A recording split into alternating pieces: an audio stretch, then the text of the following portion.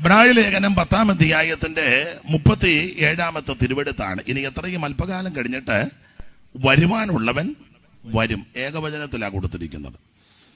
നമുക്കറിയാം, പുതിയ നിയമത്തിലെ വളരെ വിലപ്പെട്ട ലേഖനമാണ് എബ്രായ ലേഖനം.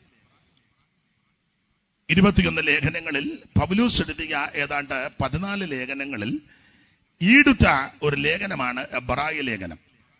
ഇത് പൗലോസ് എഴുതിയതല്ല എന്ന് വാദിക്കുന്ന, ശഠിക്കുന്ന, സ്ഥാപിക്കാൻ തുനിയുന്ന അനവധി ആൾക്കാരുണ്ട്. ഇപ്പം ഖണ്ഡനത്തിനും ഉള്ള സമയമല്ല, തെളിവ് കൊടുക്കേണ്ട സമയവുമല്ല. എന്തായാലും കൊള്ളാം, ഈ ലേഖനം വളരെ വിലപ്പെട്ട ഒരു ലേഖനമാണ്. ഈ ലേഖനത്തിലെ പ്രതിപാദ്യ വിഷയം നമുക്കറിയാം, ഏറെ നല്ലത് എന്നുള്ള പദമാണ്. അതൊക്കെ നന്നായി പ്രസംഗിക്കുന്ന, പഠിപ്പിക്കുന്ന പ്രിയപ്പെട്ടവരാ ഇന്ന് രാത്രി എന്നെ കേൾക്കുന്നത്.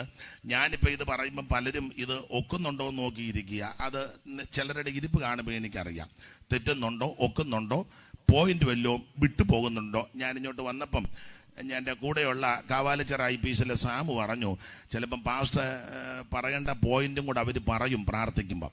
അപ്പം എന്ന് പറഞ്ഞാൽ അത്രയ്ക്ക് കഴിവുള്ള മിടുക്കരായ പ്രിയപ്പെട്ടവരാ. അപ്പം അഥവാ പോയിന്റ് വല്ലതും തെറ്റിയാൽ നിങ്ങൾ ക്ഷമിക്കുകയും ഉദ്ദേശിക്കുന്ന പോയിന്റ് പറഞ്ഞില്ലെന്നോർത്ത് പരിഭവപ്പെടുകയും ചെയ്യരുത്. ഇന്ന് രാത്രി നമുക്ക് അല്പസമയങ്ങൾ ദൈവവചനത്തിൽ നിന്നൊന്ന് ചിന്തിക്കാം. അപ്പോൾ ഈ എബ്രായ ലേഖനത്തിലെ പ്രതിപാദ്യ വിഷയം ഏറെ നല്ലത് എന്നുള്ള പദമാണ്. ഇതിലെ പ്രതിപാദ്യ പുരുഷൻ എല്ലാവരിലും ശ്രേഷ്ഠനാകുന്ന യേശു ക്രിസ്തു, യോഗ്യനായ യേശു ക്രിസ്തു, ശ്രേഷ്ഠനായ യേശു ക്രിസ്തു, അതാണ് ഇതിലെ പ്രതിപാദ്യ പുരുഷൻ. ഇന്ന് രാത്രി ആ ശ്രേഷ്ഠനാകുന്ന, യോഗ്യനാകുന്ന, ഉന്നതനായ, മഹിമയുള്ള, മഹത്വമുള്ള കർത്താവ് ഈ രാത്രി നമ്മുടെ നടുവിലുണ്ട്. ഈ രാത്രി എന്നുള്ളത് മാത്രമല്ല, ആമേൻ, അവിടുന്ന് അരുളി ചെയ്തതും അവിടുത്തെ വചനത്തിൽ നമ്മെ പഠിപ്പിച്ചതും നമ്മളത് വിശ്വസിക്കുകയും അനുഭവിക്കുകയും ചെയ്യുന്നത് 2-3 പേർ എൻ്റെ നാമത്തിൽ എവിടെ കൂടിയാലും അവരുടെ നടുവിൽ വരുമെന്ന് അരുളി ചെയ്തവൻ ഇന്ന് രാത്രി നമ്മുടെ നടുവിലുണ്ട്. മാറത്ത് പൊൻകച്ച് കെട്ടിയവനായി, ചുട്ടുപിടിപ്പിച്ച വെള്ളോട്ടിന് സദൃശമുള്ള പാദമുള്ളവനായി, 7 നക്ഷത്രം വലങ്കയിൽ പിടിച്ച് നിലവിളക്കണ നടുവിൽ നെളിയങ്കതിരെ ചുലാവെന്ന നസറായൻ ഇന്ന് രാത്രിയും നമ്മുടെ നടുവിൽ ഉലാവുന്നതോർത്ത് ദൈവത്തെ സ്തുതിക്കുന്നു. അനുഭവിക്കുന്ന ദൈവമക്കളെ ഓർത്ത് ദൈവത്തിന് സ്തോത്രം ചെയ്യുകയാണ്. Price the Lord. ആ കർത്താവിന്റെ മഹനീയ സാന്നിധ്യം ഇന്ന് രാത്രി നമ്മുടെ നടുവിൽ ഉലാവുന്നതോർത്ത് ദൈവത്തിന് മഹത്വം. അപ്പൊ എല്ലാവരിലും ശ്രേഷ്ഠനാകുന്ന യേശു ക്രിസ്തു, ഈ യേശു ക്രിസ്തു, ആമേൻ, അല്ലെങ്കിൽ രക്ഷകൻ നമ്മുടെ ജീവിതത്തിൽ വന്നതാ, നമ്മുടെ ജീവിതത്തെ മാറ്റിമറിച്ചത്. രക്ഷിതാവ് യേശു അവിടുന്ന് നമ്മുടെ ജീവിതത്തിൽ വന്നു. അവിടുത്തെ അറിയുവാൻ, അവിടുത്തെ സേവിപ്പാൻ, സ്നേഹിപ്പാൻ നമുക്ക് സാവകാശം ലഭിച്ചു. ഞാൻ എപ്പോഴും പറയും, സുവിശേഷം വന്നതാ നമ്മുടെ മട്ടും സ്ഥിതിക്കുമെല്ലാം മാറ്റം വന്നത്. സാധാരണ സുവിശേഷ യോഗങ്ങളിലെല്ലാം പറയാറുള്ള കാര്യങ്ങൾ ഉണ്ട്. സുവിശേഷം വന്നതാ നമ്മുടെ സ്ഥിതിക്ക് മാറ്റം വന്നത്. ഞാൻ അധികം ആ ഭാഗം വിവരിക്കുന്നില്ല. എവിടെയും ഉയർത്താൻ പറ്റുന്നത് സുവിശേഷമാണ്. ആരോടും പറയാൻ പറ്റാവുന്നത് സുവിശേഷമാണ്. എവിടെയും ആമെ കൊണ്ടുചെല്ലാൻ പറ്റുന്നത് ഈ സുവിശേഷമാണ്. സുവിശേഷം ഒരു വിഭാഗക്കാരുടെ മാത്രമല്ല, ഇത് മുഴു ലോകത്തിന്റെ ആ സുവിശേഷം. എന്താ സുവിശേഷം? യേശു ക്രിസ്തു. ആരാ യേശു ക്രിസ്തു? മനുഷ്യവർഗത്തിന്റെ പാപത്തിന് പരിഹാരം വരുത്തുവാൻ സ്വർഗ മഹിമകൾ വെടിഞ്ഞ് ഇഹലോകത്തിലേക്ക് ഇറങ്ങി വന്ന നസറയനാകുന്ന യേശു ക്രിസ്തു. ആ സുവിശേഷമാ നമ്മെ ഇത്രത്തോളം എത്തിച്ചത്. ഈ സുവിശേഷത്തിൽ ആര് വിശ്വസിക്കും അവർക്കും അവരുടെ കുടുംബത്തിന് രക്ഷയാണ്. മറ്റൊരുത്തനും രക്ഷയില്ല. നാം രക്ഷിക്കപ്പെടുവാൻ ആകാശത്തിന് കീഴിൽ മനുഷ്യരുടെ ഇടയിൽ നൽകപ്പെട്ട ഒരേ ഒരു നാമം, അത് നസറയനാകുന്ന യേശു ക്രിസ്തുവിന്റെ പരിശുദ്ധ നാമം. അതെ, അധികം വിവരിക്കുന്നില്ല. അപ്പോൾ എബ്രായ ലേഖനത്തിലെ പ്രതിപാദ്യ പുരുഷൻ കർത്താവാകുന്ന യേശു ക്രിസ്തു. ഓരോ അധ്യായത്തിലും ക്രിസ്തുവേശുവിന്റെ ശ്രേഷ്ഠത പൗലോസ് തെളിയിച്ചിട്ടുണ്ട്. അവിടുന്ന് എല്ലാവരിലും ശ്രേഷ്ഠനാ. അവിടുന്ന് ദൂതന്മാരെക്കാൾ ശ്രേഷ്ഠൻ. യേശു ക്രിസ്തു അപ്പോസ്തലന്മാരെക്കാൾ ശ്രേഷ്ഠൻ. യേശു ക്രിസ്തു മോശയേക്കാൾ ശ്രേഷ്ഠൻ. യേശു ക്രിസ്തു ഹാബേലിനേക്കാൾ ശ്രേഷ്ഠൻ. യേശു ക്രിസ്തു ആമൻ പുരോഹിതന്മാരെക്കാൾ ശ്രേഷ്ഠൻ. യേശു ക്രിസ്തു ആമൻ യോശുവായേക്കാൾ ശ്രേഷ്ഠൻ. യേശു ക്രിസ്തു മഹാപുരോഹിതനേക്കാൾ ശ്രേഷ്ഠൻ, യേശുക്രിസ്തു മൽക്കിസദേക്കിനേക്കാൾ ശ്രേഷ്ഠൻ, യേശുക്രിസ്തു ദൈവാലയത്തെക്കാൾ ശ്രേഷ്ഠൻ, യേശുക്രിസ്തു സ്വർഗത്തെക്കാൾ ശ്രേഷ്ഠൻ. എല്ലാവരിലും ശ്രേഷ്ഠനായ, ഉന്നതനായ, മഹിമയുള്ള, മഹത്വമുള്ള ഒരുവനെയുള്ള നസറയനാകുന്നു യേശുക്രിസ്തു. ഊനമില്ലാത്തവൻ, പാപമില്ലാത്തവൻ, പാപം ചെയ്യാത്തവൻ, പാപം തീണ്ടാത്തവൻ, പാപമറിയാത്ത പരമവിശുദ്ധനാണ് ക്രിസ്തു. പല കോടതി മാറി മാറി വിസ്തരിച്ചിട്ടും യാതൊരു കുറ്റവും കാണാഞ്ഞ പരമവിശുദ്ധനാ ക്രിസ്തു. ഇന്ന് രാത്രി ആ കർത്താവ് നമ്മുടെ നടുവിലുള്ളതോർത്ത് ദൈവത്തിന് മഹത്വം കരയേറ്റുകയാണ്. Price the Lord. യാതൊരു കുഴപ്പവും യേശുവില്ല. ബാക്കി സകല ആൾക്കാർക്കും ഒന്നല്ലെങ്കിൽ മറ്റൊരു കുഴപ്പമുണ്ട്. കുഴപ്പമില്ലാത്ത, ഊനമില്ലാത്ത, അകൃത്യമില്ലാത്ത, കളങ്കമില്ലാത്ത, പാപമില്ലാത്ത, അപാകതയില്ലാത്ത ഒരുവനെയുള്ള നസറയനാകുന്ന യേശുക്രിസ്തു. ഒന്നല്ലെങ്കിൽ മറ്റൊരു അപാകത, പാളിച്ച സകല മനുഷ്യർക്കുമുണ്ട്. എന്നാൽ യാതൊരു ഊനമില്ലാത്തവൻ, യാതൊരു പാപമില്ലാത്തവൻ, യാതൊരു അകൃത്യമില്ലാത്തവൻ, യാതൊരു കളങ്കമില്ലാത്ത ഒരുവനെയുള്ളൂ, അത് നസറയനാകുന്ന യേശുക്രിസ്തു. പല കോടതി മാറി മാറി വിസ്തരിച്ചിട്ടും ഒരു കുറ്റവും കണ്ടില്ലല്ലോ. പീലാത്തോസ് പറഞ്ഞു, ആമേൻ സ്തോത്രം, നീതിമാന്റെ രക്തത്തിൽ എനിക്ക് പങ്കില്ല. ക്രൂശിൽ കിടന്ന ദുഷ്പ്രവർത്തിക്കാരൻ ഒരുത്തൻ മറ്റവൻ ആവശ്യമില്ലാത്തതെല്ലാം പറഞ്ഞപ്പോ അവൻ പറഞ്ഞു, ഉണ്ടാതിരിക്കടാ മുടിഞ്ഞോനെ, അങ്ങനെ എഴുതിയിട്ടില്ല. അത് വിവാദമാക്കരുത്, ഇനി എന്നെ ആകാനാ. അപ്പൊ അവൻ പറഞ്ഞു, ഉണ്ടാതിരിക്കടാന്ന് പറഞ്ഞു. എടാ, ഞാനും നീയും തെറ്റ് ചെയ്തിട്ടായി ക്രൂശയിൽ ഇങ്ങനെ തൂങ്ങിക്കിടക്കുന്നത്. ഈ നീതിമാൻ ഒരു തെറ്റും ചെയ്തിട്ടില്ല, ഒരു അപാകതയില്ലാത്ത പരിശുദ്ധനായ ദേഹം. ദൈവത്തിന് മഹത്വം. ക്രൂശിൽ കിടന്ന ദുഷ്പ്രവൃത്തിക്കാരും സാക്ഷ്യപ്പെടുത്തി അവൻ നീതിമാനാ. പീലാത്തോസിന്റെ ഭാര്യയ്ക്ക് രാത്രിയിൽ സ്വപ്ന ദർശനം ഉണ്ടായിട്ട് പറഞ്ഞു, പിന്നെ നിങ്ങൾ എല്ലാവരെയും വിധിക്കുന്നുണ്ട്, ക്രോസ് വിസ്താരമൊക്കെ നടത്തുന്നുണ്ട്, വിധിക്കുന്നുണ്ട്, പക്ഷെ ഒരു കാര്യം ചെയ്തേക്ക, ആ നീതിമാന്റെ കാര്യത്തിൽ ഇടപെടുന്ന സൂക്ഷിച്ചു വേണം. Price the Lord. ആമ യൂദായും ഒടുവിൽ പറഞ്ഞല്ലോ, ആമ കുറ്റമില്ലാത്ത രക്തത്തെ ഞാന് കാണിച്ചു കൊടുത്തു. അവന് ബോധം വന്നു. മഹാപുരോഹിതന്മാർക്ക് അവസാനം ബോധ്യപ്പെട്ടു, അവർക്ക് ഉള്ളിൽ നല്ല ബോധമുണ്ട്, യാതൊരു കുറ്റവുമില്ലെന്ന്.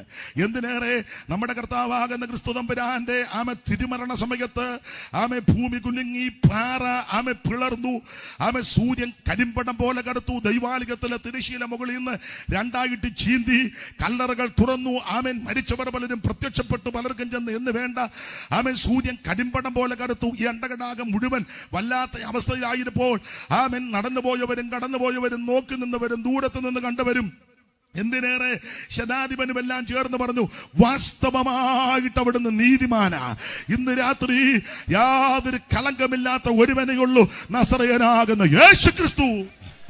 കരമുയർത്തി കർത്താവിന് മഹത്വം കരേറ്റിയാട്ടെ. ഇന്ന് രാത്രി ഉന്നതനാകുന്ന, ശ്രേഷ്ഠനാകുന്ന, മഹിമയുള്ള, മഹത്വമുള്ള, ഊനമില്ലാത്ത, പാപമില്ലാത്ത, പാപം ചെയ്യാത്ത, പാപമേശാത്ത, പാപം തീണ്ടാത്ത പരമവിശുദ്ധനായ ക്രിസ്തു ഇന്ന് രാത്രി നടുവിലുണ്ട്. അവിടുന്ന് എഴുന്നള്ളി വന്നാൽ നിനക്ക് രോഗശാന്തി തരും. അവിടുന്ന് എഴുന്നള്ളി വന്നാൽ നിന്റെ പ്രശ്നത്തിന് പരിഹാരമാ. എല്ലാ നാമത്തിലും മേലായ നാമമാണ് യേശുവിന്റെ നാമം. രോഗത്താൽ ഭാരപ്പെടുന്ന ആരെങ്കിലും ഇന്ന് രാത്രി എന്നെ കേൾക്കുന്നെങ്കിൽ അവിടുത്തെ നാമത്തിൽ നീ ആശ്രയിക്ക്, അവിടുത്തെ നാമം ഉച്ചരിക്ക്. ഇന്ന് രാത്രി നിന്റെ മാറാ രോഗത്തിന് സൗഖ്യം തരുവാൻ അവൻ ശക്തനായി ഇന്ന് രാത്രി നമ്മുടെ നടുവിലുണ്ട്. ഞാൻ നിന്നെ സൗഖ്യമാക്കുന്ന യഹോവ. അവിടുത്തെ അടിപ്പുണരാൽ നിനക്ക് സൗഖ്യം വന്നിരിക്കുക. മിസ്രയീമിലേക്ക് വരുത്തിയ ഒരു വ്യാധിയും ഞാൻ നിനക്ക് വരുത്തുകയില്ല. ഞാൻ നിന്നെ സൗഖ്യമാക്കുന്ന യഹോവ. ഇന്ന് രാത്രി വിശ്വസിക്ക്.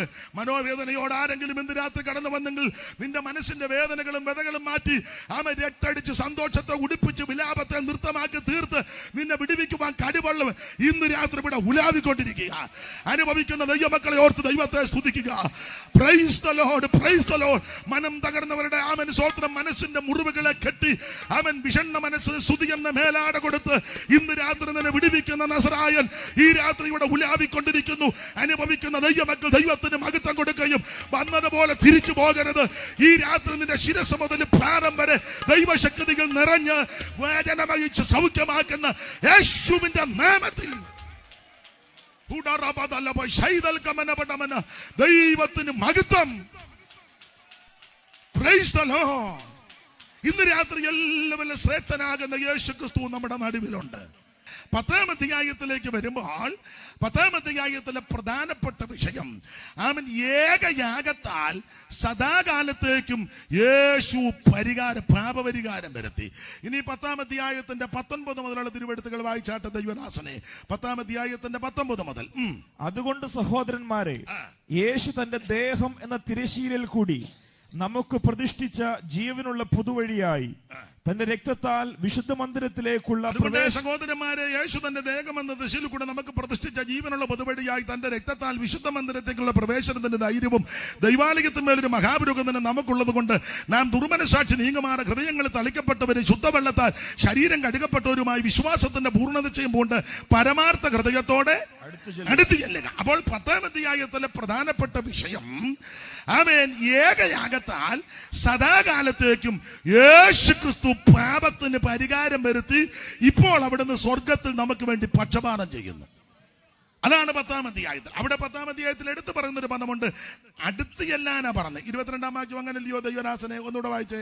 നാം ദുർമനസാക്ഷി നീങ്ങുമാറ് ഹൃദയങ്ങളിൽ തളിക്കപ്പെട്ടവരും ശുദ്ധവെള്ളത്താൽ ശരീരം കഴുകപ്പെട്ടവരുമായി വിശ്വാസത്തിന്റെ പൂർണ്ണ നിശ്ചയം പൂണ്ട് പരമാർത്ഥ ഹൃദയത്തോടെ അടുത്തു ചെല്ലുക. അടുത്ത് ചെല്ലുക. അപ്പോൾ അടുത്ത് വരിക, അടുത്ത് വരിക, അടുത്ത് ചെല്ലുക എന്നുള്ള പ്രയോഗം വന്നതുകൊണ്ട് ഈ ലേഖനം പൗലോസ് എഴുതുമ്പോൾ ഈ പ്രിയപ്പെട്ടവരെല്ലാം ഇപ്പൊ എവിടെയാ? അകന്നിരിക്കുക.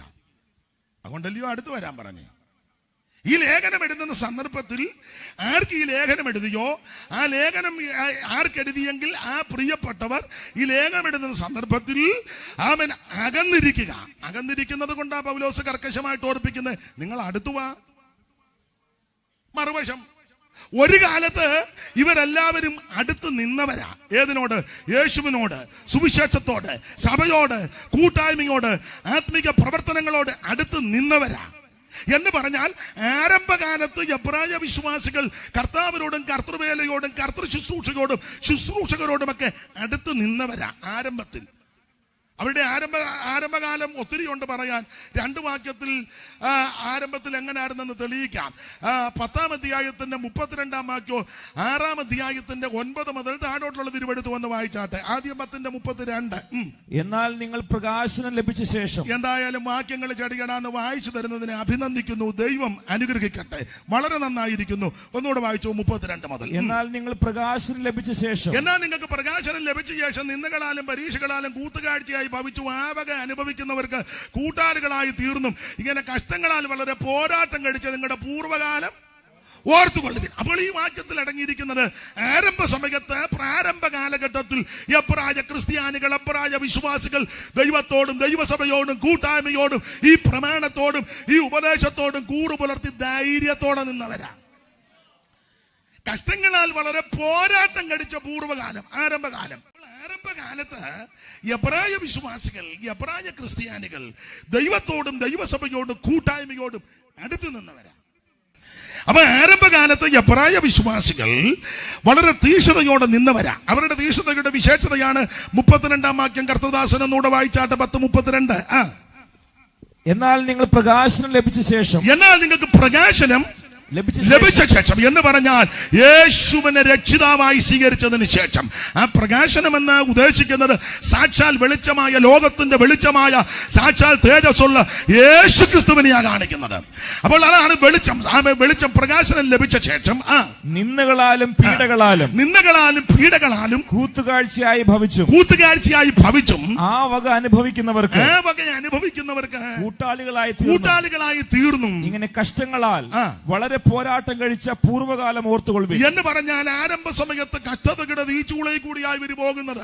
കഷ്ടങ്ങളുണ്ട്, പോരാട്ടങ്ങളുണ്ട്, ആക്ഷേപങ്ങളുണ്ട്, നിന്ദകളുണ്ട്, അപമാനമുണ്ട്. പൗലോസിന്റെ ഭാഷയിൽ പറഞ്ഞാൽ മാനാപമാനങ്ങളും ദുഷ്കീർത്തി സൽകീർത്തിയും. പിന്നെ താൻ അനുഭവിച്ച കഷ്ടതയും അപ്പോസ്തലന്മാർ അനുഭവിച്ച കഷ്ടത കൊരിന്ത്യർക്കെഴുതിയ 1-ാം ലേഖനം 4-ലും 2-ാം ലേഖനത്തിൽ 11-ലും ഒക്കെ വളരെ അടുക്കടുക്കായിട്ട് പൗലോസ് പറഞ്ഞല്ലോ. കാട്ടിലെ ആപത്ത്, കടലിലെ ആപത്ത്, കള്ള സഹോദരന്മാരുടെ ആപത്ത്, പട്ടിണി, പൈതാകം, നഗ്നന ആപത്ത്, വാള്, അവൻ ഉറക്കളപ്പ്, വെള്ളത്തിൽ രാത്രി കഴിച്ചു, കോണിനാൽ അടികൊണ്ട് കല്ലേറിലകപ്പെട്ടു, എന്തെല്ലാം വൈതരണങ്ങളും പീഡകളും ഇതെല്ലാം സഹിച്ചിട്ടും ഈ മാർഗമിട്ടേച്ച് പുറകോട്ട് പോയില്ല. ഇതെല്ലാം സഹിച്ചിട്ടും അവൻ ക്ഷീണിച്ചില്ല, പതറിയില്ല, ധീരതയോടെ കർത്താവിനെ സേവിച്ചു. Price the Lord. പുതിയ ഉപദേശക്കാര് ചെല്ലു പറയുന്നത് കഷ്ടമൊന്നുമില്ലെന്ന. യേശുവിനെ അറിഞ്ഞ എല്ലാ കഷ്ടവും മാറുമെന്നൊക്കെയാ പറയുന്നത്. ദൈവത്തിന് സ്തോത്രം. അത് ദുരുപദേശമാണ്. കഷ്ടത എന്നുള്ളത് തിരുവചനം പഠിക്കുവാൻ നിങ്ങൾക്കറിയാം, അതൊരു വരവും കൂടാ. അതൊരു വരമാണ്. സ്തോത്രം, വരമാണ്. ഞാൻ എപ്പോഴും പ്രസംഗിക്കുമ്പോൾ പറയും, മക്കതോന്യക്കാർക്ക് ലഭിച്ച ദൈവകൃപയേറ്റി പൗലോസ് പറയുന്നുണ്ട് 8-ാം അധ്യായത്തിന്റെ 1-2 വായിച്ചു. ഭയങ്കര ദൈവകൃപ. ആ ദൈവകൃപയുള്ളവരുടെ വിശേഷത ഒന്ന് വായിച്ചു. 8-ാം അധ്യായത്തിന്റെ 1 മുതൽ വായിച്ചു. സഹോദരന്മാരെ, മക്കതോന്യ സഭകൾക്ക് ലഭിച്ച ദൈവകൃപ ഞങ്ങൾ നിങ്ങളോട് അറിയിക്കുന്നു. മക്കതോന്യ സഭകൾക്ക് ഭയങ്കര ദൈവകൃപയാ ലഭിച്ചത്. ആ ദൈവകൃപ എന്നതാണെന്ന് പൗലോസ് അവിടെ തെളിയിക്കുക. മക്കതോന്യ സഭകൾക്ക് ലഭിച്ച ദൈവകൃപ ഞങ്ങൾ നിങ്ങളോട് അറിയിക്കുന്നു. അതെന്തുവാ? കഷ്ടത എന്ന കഠിന ശോധനയിലായിരുന്നിട്ടും ദൈവകൃപ ലഭിച്ച ഇവര് കഷ്ടത എന്ന കഠിന ശോധനയ്ക്കകത്തൂടാ പോകുന്നത്. ഇന്ന് കഷ്ടത എന്ന കഠിന ശോധനയ്ക്കകത്തൂടെ ആരേലും പോയാൽ പുതിയ ആൾക്കാർ പറയും ശാപമാണെന്ന് പറയും. അടിക്കുന്ന ഒരാള് കോഴിക്കോട്ടുണ്ട്, നമുക്ക് വിളിച്ചോണ്ട് വരാം. പണ്ടുണ്ടായിരുന്നു ബലൂണെല്ലാം ചവിട്ടി പൊട്ടിച്ചേച്ചാണെന്ന്. ഏതൊക്കെയാണോ തിരുവല്ലായി പണ്ട് പേരൊന്നും പറയത്തില്ല. ഒരാൾ യോഗം നടത്തിയപ്പോൾ വന്നവനെല്ലാം ഛർദ്ദിക്കുക. അപ്പം ഈ വാളണ്ടിയേഴ്സ് എല്ലാവർക്കും പ്ലാസ്റ്റിക് കൂട് കൊടുക്കുക, ബെറ്റിക്കൂട്ട് കൂട്. എല്ലാവരും കൂട് മേടിച്ച് അങ്ങ് ഛർദ്ദിക്കുക. അതൊരു ശുശ്രൂഷയാണ്. വന്നത് മുഴുവൻ പാട്ടക്കാലായി പണ്ട് ഒരാളുണ്ടെന്ന് എണ്ണ പ്രാർത്ഥിച്ചു കൊടുക്കുക. പെണ്ണുങ്ങളെല്ലാം ഏണി നിന്ന് അങ്ങ് ഛർദ്ദിക്കുക. എണ്ണ കുടിച്ചാൽ പിന്നെ നോക്കാനും വരികയല്ലേ. എന്തെല്ലാം ബുദ്ധിമുട്ടും വൈതരണിയാന്ന് ഓർത്തോണം. ഇത് മക്കതോന്യ സഭയ്ക്ക് ലഭിച്ച ദൈവകൃപ കഷ്ടത എന്ന കഠിന ശോധനയിൽ ആയിരുന്നിട്ടും. അപ്പോൾ ഇവര് ദൈവകൃപയുള്ളവരാ, ഭയങ്കര കൃപയാ. ആ കൃപ പ്രാപിച്ച കൃപയുള്ള ഇവരെ പറ്റി പറയുക കഷ്ടത എന്ന കഠിന ശോധനയ്ക്കകത്തൂടാ പോകുന്നത്. ഇന്ന് രാത്രി ചില കഷ്ടതകളും പോരാട്ടങ്ങളും വരുമ്പോൾ ദൈവം നിന്നെ തള്ളിക്കളഞ്ഞിട്ടില്ല, ദൈവം നിന്നെ ഉപേക്ഷിച്ചിട്ടില്ല, ദൈവം നിന്നെ മറന്നിട്ടില്ല. ദൈവം നിന്നെ അറിയാത്തത് കൊണ്ടല്ല, ദൈവം നിന്നെ അവൻ ഉപേക്ഷിച്ചതല്ല. ഇതൊരു ദൈവകൃപയാ. Praise the Lord. പഴയ പാട്ടിലുണ്ട്, കഷ്ടതകൾ ദൈവമേ എന്നവകാശം തന്നെയല്ലോ, കഷ്ടതകൾ ദൈവമേ അവകാശം തന്നെയല്ലോ, വിശ്വസിപ്പാൻ മാത്രമല്ല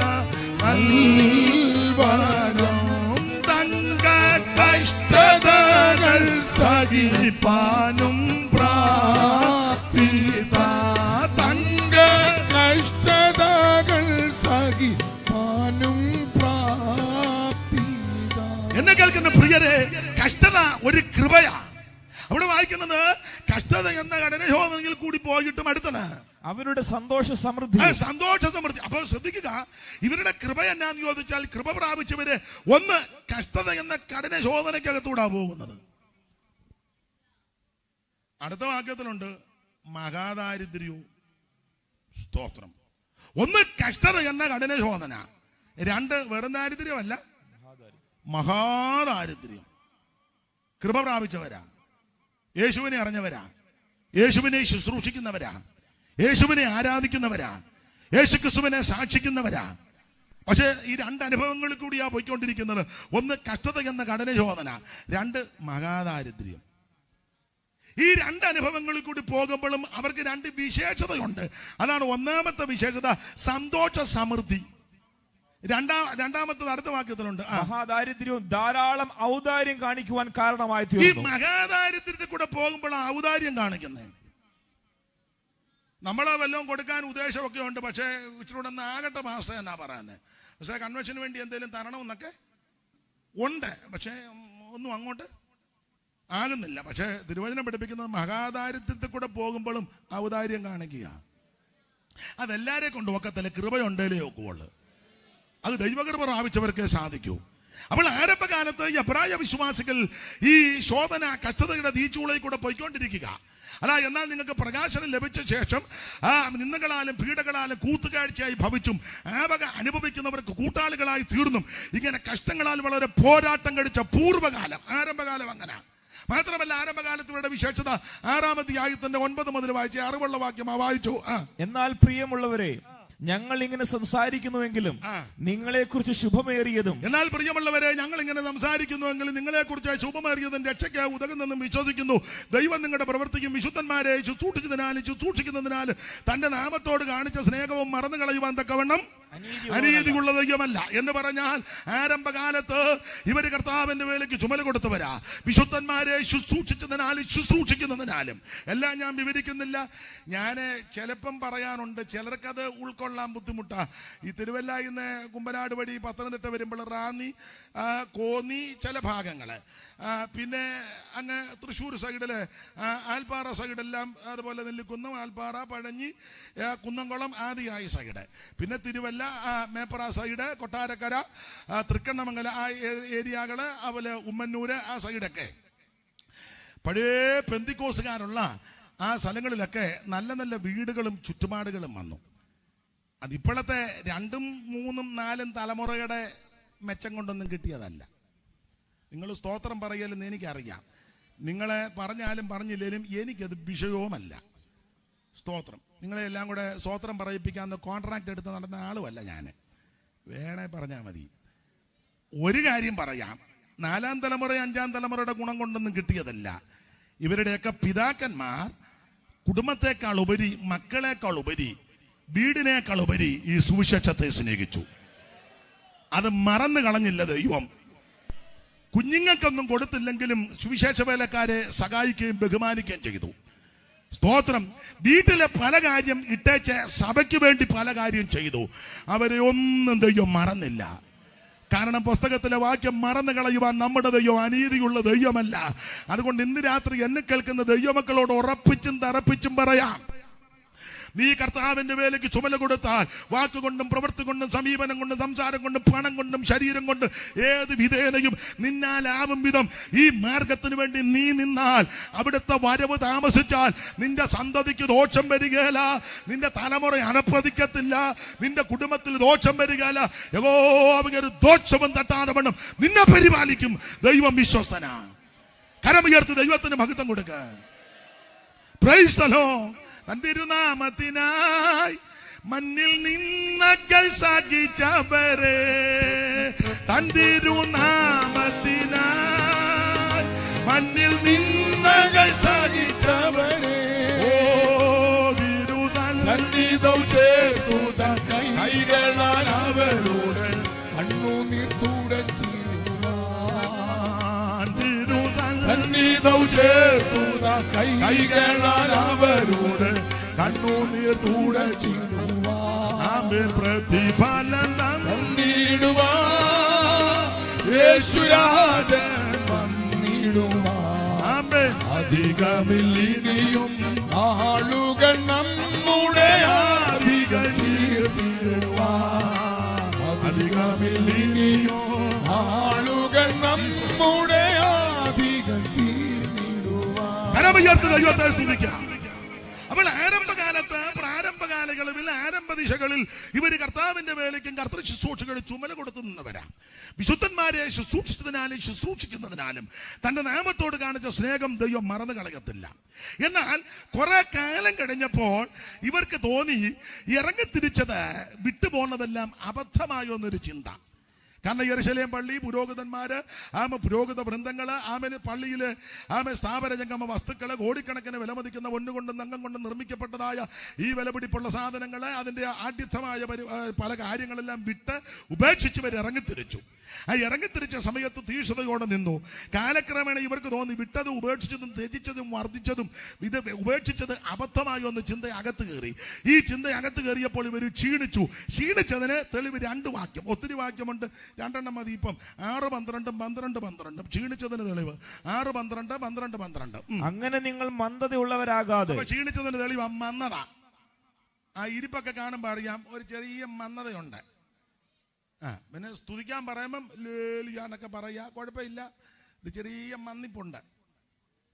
ഉണ്ട്. ചിലര് വസന്ത വന്ന കോഴി ഇരിക്കും പോലെ ഇരിക്കുന്നേ, ഒരു ചെറിയ മന്ദതയുണ്ട്. ആട്ടെ, എന്നാലും വന്നിരിക്കുന്നല്ലോ, വലിയ കാര്യം. ദൈവം നിങ്ങളെ അനുഗ്രഹിക്കട്ടെ. പക്ഷെ വന്നതുപോലെ തിരിച്ചു പോകരുത്, ബലപ്പെട്ടേ പോകാവൂ. അപ്പൊ ഇവർക്കൊരു മന്ദത. അങ്ങനെ നിങ്ങൾ മന്ദതയുള്ളവരാകാതെ വിശ്വാസത്താലും ദീർഘക്ഷമയാലും വാഗ്ദത്തങ്ങളെ അവകാശമാക്കുന്നവരുടെ അനുകാരികളായി തീരണം. അപ്പൊ ശ്രദ്ധിക്കുക, മന്ദത ക്ഷീണിച്ചതിന് തെളിവാ. ഇനി 12 ആകയാൽ തളർന്ന കൈയും കുഴഞ്ഞ മുഴങ്കാലും നിവർത്തുവിൻ. അപ്പൊ കൈ തളർന്നു, കാല് കുഴഞ്ഞു, തെളിവാ ക്ഷീണിച്ചെന്ന്. 6-ന്റെ 12 12-ന്റെ 12 2 വാക്യത്തിൽ ഇവർ ക്ഷീണിച്ചു. ആരംഭകാലത്ത് തീക്ഷണത കൊണ്ട് നിന്നു. അത് 10:32 6-ന്റെ 9.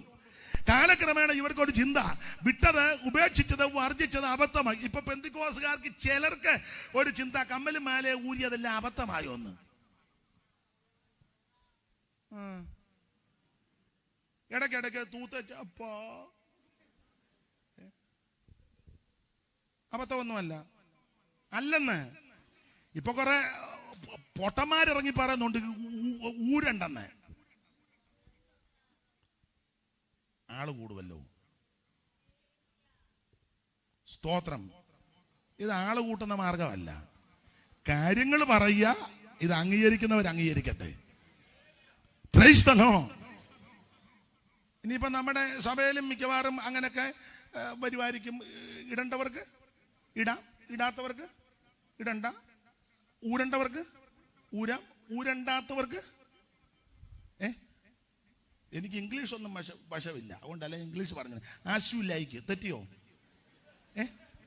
പറ, തെറ്റിയെങ്കിൽ തെറ്റിയെന്ന് പറ. തെറ്റിയില്ലേ, ഞാനിത് എങ്ങനെ ഒപ്പിക്കുന്നെന്ന് എനിക്കും ദൈവത്തിനും അറിയാമോ?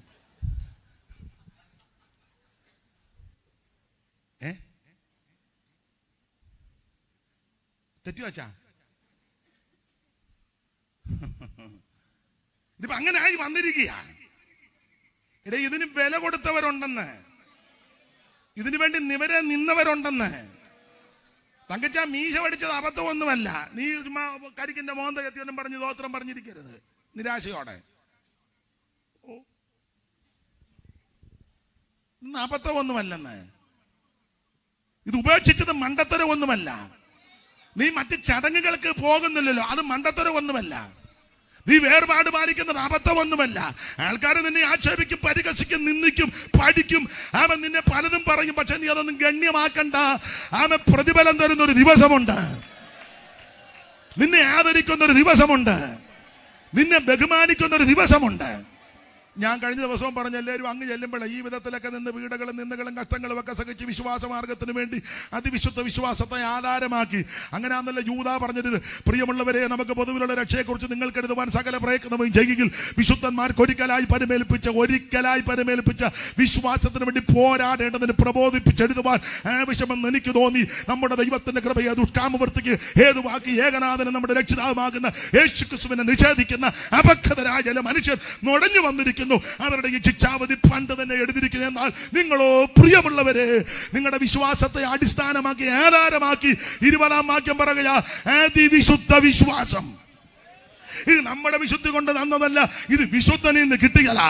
ആരാ വിശുദ്ധൻ? യേശുക്രിസ്തു ആകുന്ന വിശുദ്ധനിൽ നിന്ന് ഈ വിശ്വാസം ലഭിച്ചത് കൊണ്ട് ഇത് അതിവിശുദ്ധ വിശ്വാസം. ഈ വിശ്വാസത്തിന് വേണ്ടി നീ പോരാടണം.